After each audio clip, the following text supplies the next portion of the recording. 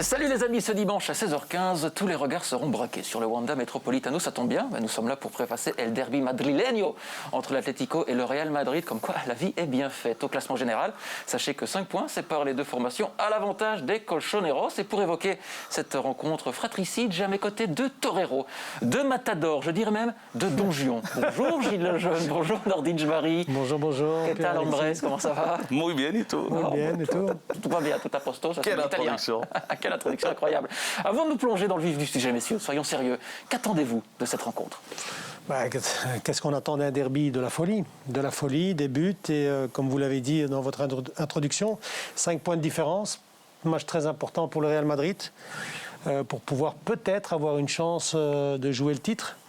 Et comme si on dit ça, on dit aussi que l'Atlético a la possibilité de tuer peut-être le Real Madrid, son grand frère, et montrer que c'est plus un grand frère, que c'est juste un frère. Donc voilà ce qu'on attend de ce match-là. Gilles. Je peux aller que dans le sens de Nordine, c'est voir si l'Atlético peut enfin vaincre ce léger complexe par rapport au Real. Je crois que la dernière victoire en championnat, il faut remonter à 2016. Voilà. Bon, ça commence à faire beaucoup de matchs qui se sont enchaînés sans succès pour Diego Simeone. Et puis oui, du spectacle, c'est pas toujours le cas dans les derbies au Wanda Metropolitano. Beaucoup d'intensité, ouais. Mais en tout cas, l'enjeu, il est là. Si l'Atlético veut être sacré champion, il faut gagner ce week-end. Et c'est clair qu'avec une défaite, le Real pourrait dire au revoir dans la course au titre. Ce derby, c'est aussi un duel de gardiens. Thibaut Courtois contre Jan Oblak. Et cette semaine, nous avons rencontré le sélectionneur des Diables Rouges, Roberto Martinez. Il ne tarit pas d'éloges au sujet de son dernier rempart.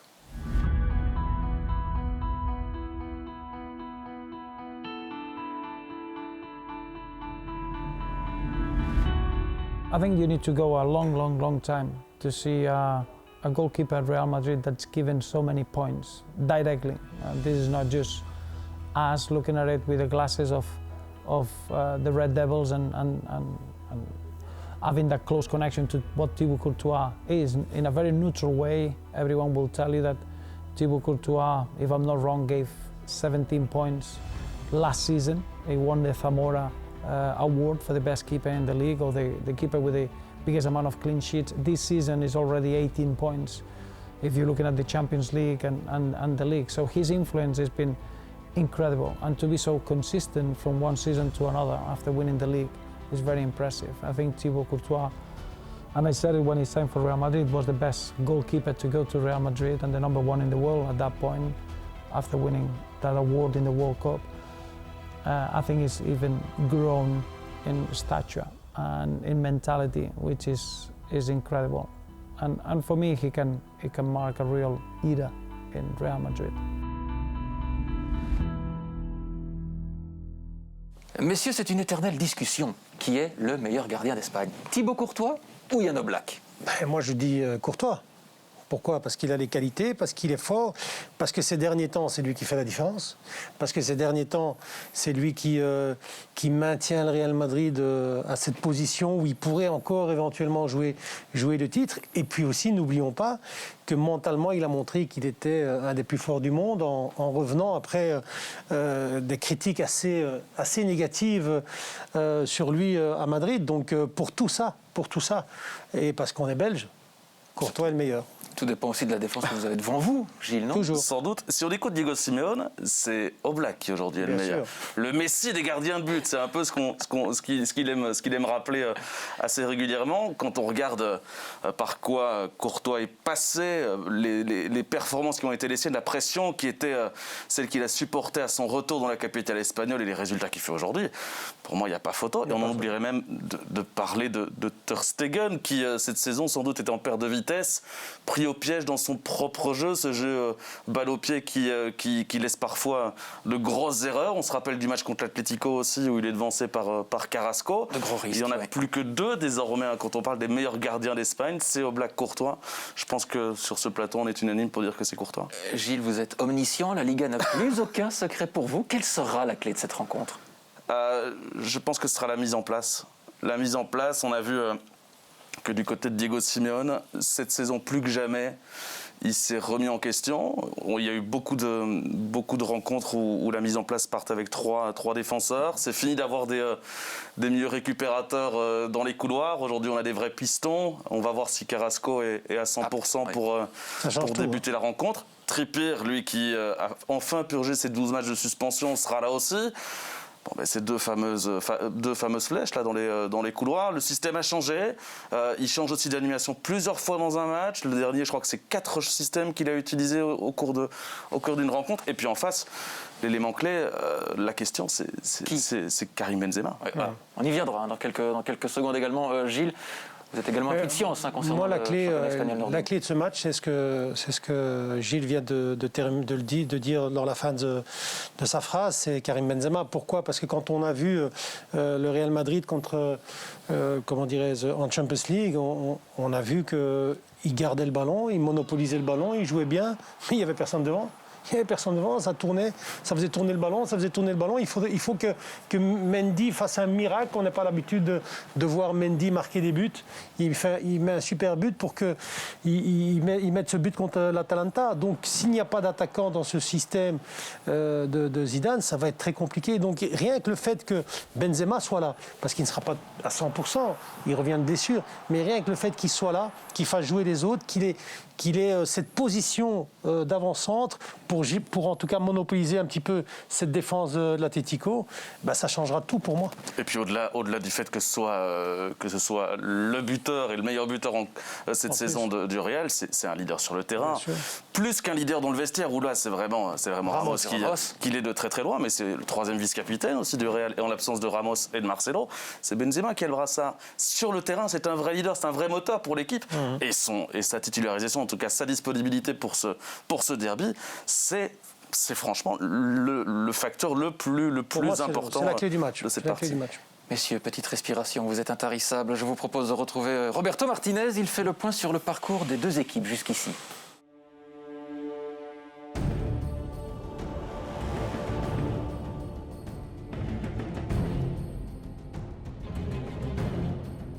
This season is a more special derby because the league is in play.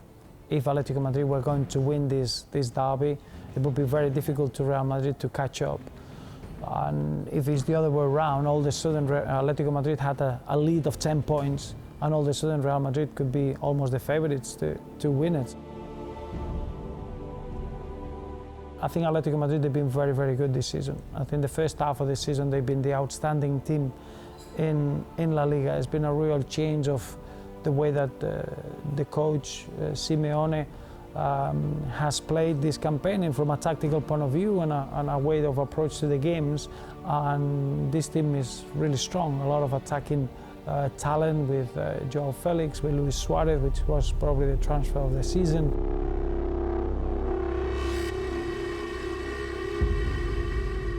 The big moments that they needed, they managed to turn up with big problems in terms of the amount of injuries that they had, and that is part of luck that you cannot control.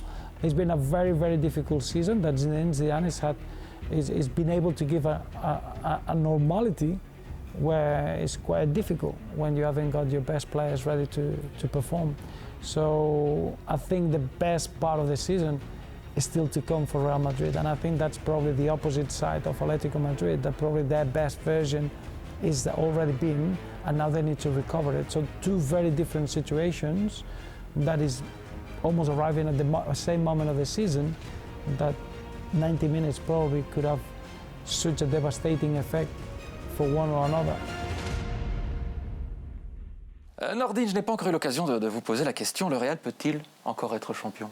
Oui. Tout simplement. Oui. Honnêtement, oui. Je vais vous dire très simplement pourquoi. C'est pas toujours footballistiquement, c'est Zidane.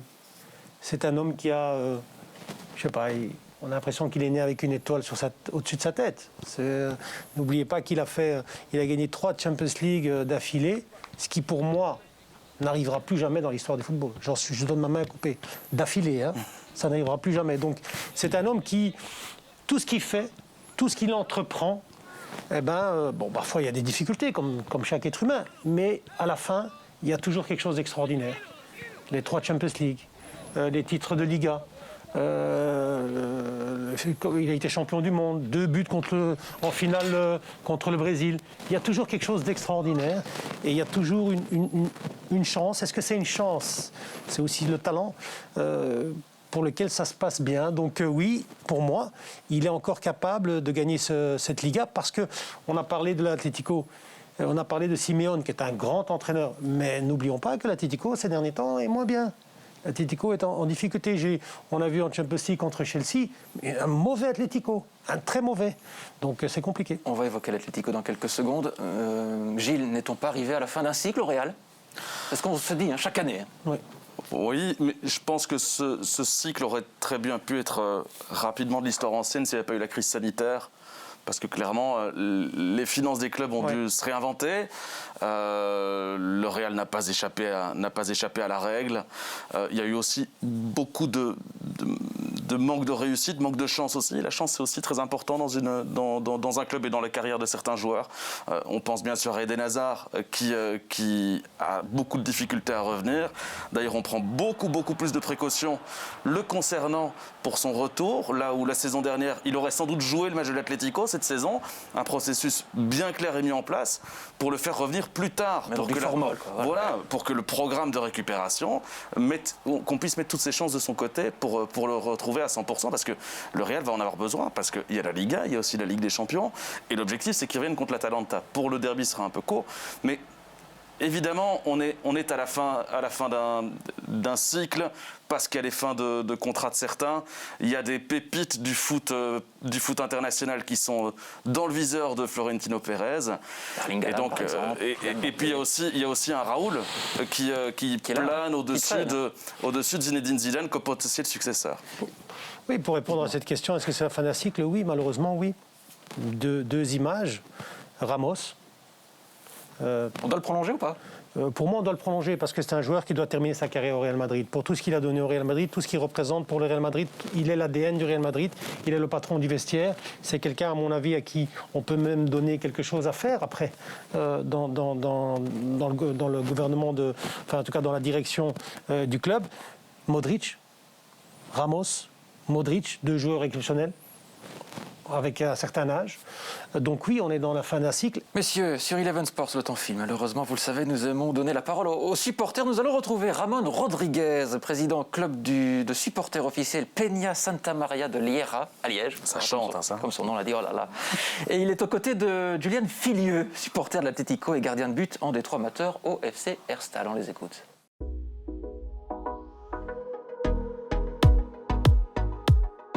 C'est vraiment dans la capitale, c'est vraiment le classico. Pour nous, c'est celui-là, on va dire. Un peu une importance, comme à la belle époque, si on doit comparer de la Belgique, le Bruges avec le Cercle, Liège avec le Standard. Voilà, ça a toujours été, quoi.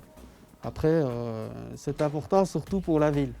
C'est comme les 2 Sévilles, le Betis et le Séville. Le match se déroule, il faut un vainqueur. Et alors, les 3 mois avant le match du second tour, on n'arrête pas de parler, de se chambrer, donc c'est très important. Il y a beaucoup plus de supporters de l'Atlético que du Real. Eux, c'est plus ou moins mondial parce que forcément, avec le palmarès qu'ils ont, etc., il y a beaucoup de gens qui aiment ce club comme le Barça, comme d'autres équipes aussi. Voilà, l'Atlético, c'est plus un club comme le Standard, avec des supporters chauds. Et vraiment un club du peuple, moi j'adore ça aussi, une ambiance de feu. Je préfère les supporters genre de l'Atlético pour l'ambiance que nous. Un peu à comparer en Belgique peut-être, Anderlecht, qui est peut-être plus le club de la capitale, le Real, vous voyez, qui sont juste là les grandes soirées européennes, on va dire, ou les classicos. Ici, il y a encore une dizaine de matchs à jouer. La Liga, c'est très compliqué. Et voilà, c'est un championnat qui doit jouer jusqu'à la fin. Même si on viendra gagner ici dimanche, c'est pas pour ça que je vais commencer à m'enflammer. Messieurs, nous avons évoqué Karim Benzema. Parlons d'un autre attaquant. Luis Suarez, il a été jeté comme un malpropre par le Barça. Il fait le bonheur des colchoneros. Sacrée revanche sportive pour l'Uruguayen. Oh oui, mais c'est ce qu'il incarne, c'est le caractère. Hein. C'est la grinta dans le sens le plus noble du terme. Mais de toute évidence, il a tourné la page vite, même si c'est avec beaucoup de rancœur, mais ça n'enlève en rien à sa qualité. Alors attention, il y a un peu de méforme tout de même. Je crois que c'est 4 ou 5 matchs précisément. Il n'a pas encore où il n'a pas dû trouver le chemin des buts. Ça n'est pas rien. 16 buts pour lui jusqu'ici. Mais voilà, le danger peut venir à tout moment avec ce garçon. C'est une belle histoire de foot en tout cas ce qui lui arrive. C'est un super joueur, c'est un grand joueur. Il y a eu un manque de respect, je trouve, pour lui, du côté du Barça, du côté de Koeman. Un manque de respect et une erreur stratégique. C'est-à-dire, quand vous arrivez dans un club, les Hollandais font souvent ça. Van Gaal l'a fait avec... Van Gaal l'a fait aussi, tout simplement. Mais en même temps, quand vous arrivez dans un club, vous ne voulez plus d'un joueur qui est mythique, qui est un grand joueur, qui est votre buteur. Il y a une façon de faire, quand même. Premièrement, il y a une façon de faire, le respect. Voilà. Et puis, deuxièmement, quand vous le faites, vous devez avoir un autre attaquant. Il n'y en a pas eu. Donc c'est doublement une catastrophe au Barça. Et puis quand on voit la saison du Barça, quand on voit les difficultés du Barça, Suarez, il peut peut-être pas en rire, mais c'est une revanche. Mais comment est-ce qu'on peut faire partir un joueur comme ça de cette manière-là? Comment est-ce qu'on peut faire ça? Je ne comprends pas. Koeman, en plus, il n'a pas d'excuse parce que ça a été un ancien joueur. Est-ce qu'il aurait apprécié qu'on lui fasse ça? Je ne pense pas. En tout cas, on doit amèrement le regretter en Catalogne. C'était Rivaldo. Van Gaal a fait ça avec Rivaldo. Rivaldo, vous vous souvenez, était exceptionnel. Il avait marqué ce but en bicyclette dernier match de la saison qui les qualifie pour la Champions League. Van Gaal arrive, il le dégage. C'est quand même incroyable. On l'a évoqué aussi il y a quelques secondes, messieurs, rapidement. Eden Hazard, on doit quand même en parler. Bien sûr. On doit en parler. En Espagne, certains le surnomment l'homme de verre. Que doit-il faire? Prendre patience, garder la tête froide, penser à l'Euro aussi. Penser à être à 100% et ne pas oublier le joueur qu'il était avant cette série noire. J'en discutais il y a quelques semaines avec un de nos confrères qui est basé à Madrid, Fred Hermel, vous connaissez. Tout à fait, très bien. Je lui disais, mais qu'est-ce qui se passe? Moi, je ne comprends pas comment ça peut être possible d'avoir autant de malchance. Et il me dit, mais regarde un peu Modric, Casemiro, Kroos, ils vont jouer 50 matchs sur la saison, ils n'ont pas de pépins physiques. Je lui dis, mais attends, oui, et Marcelo, et Valverde, et Rodrigo, etc. Enfin, au niveau de l'infirmerie, du côté du Real Madrid, cette saison, on est vernis. Je ne pense pas que ce soit un problème il me parlait d'un problème de stress. Alors je pense que ça, on est dans le domaine du fantasme, honnêtement. Il n'y a pas de problème de stress chez un champion comme Eden Hazard. C'est l'hygiène de vie, Je suis pas dans sa maison. Voilà. Ce serait une pure spéculation, une pure hypothèse. Moi, je remarque surtout que sur le terrain, il est revenu une fois de manière extraordinaire. Il est revenu encore une deuxième fois. Il manque pas grand-chose, je pense, pour que l'équilibre soit trouvé. Et la clé est peut-être justement dans ce retour à la compétition bien plus calme, bien plus prudent de la part du staff médical du Real. On va voir en tout cas si ça porte ses fruits, mais je pense qu'ils sont sur la bonne voie. Celui qui sera présent ce dimanche, ce sera Luis Suarez, on vient d'en parler. El Pistolero est-il prêt pour El Derby? Voici sa réponse. Todos los jugadores, todos los partidos, digamos, contra el Real Madrid son especiales porque son los partidos que uno quiere jugar, que uno quiere demostrar. Mucha gente los cataloga a veces si rinden en esa clase de partidos y son lindos partidos para jugar. Ahora en este caso tenemos la revancha, entre comillas, de lo que fue la ida para poder demostrar que queremos seguir ahí arriba en la liga. Son de esos partidos que el rival también te exige muchísimo y bueno, son partidos lindos de ver, ¿no?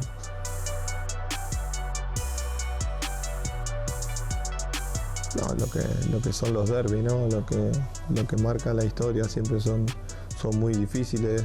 Creo que el que cometa menos errores va a ganar el partido. Son de esos partidos que anímicamente te pueden ayudar, te pueden servir mucho, pero no creo que se decida en este partido porque quedan muchísimos partidos. Hay a veces que haces un partido perfecto, ideal contra un rival directo como es el Real Madrid y después contra un rival más débil, digamos, entre comillas, no haces el partido que querés y perdés puntos y eso después te marca la diferencia. Por eso los partidos de la liga todos son importantes y ahí está la diferencia.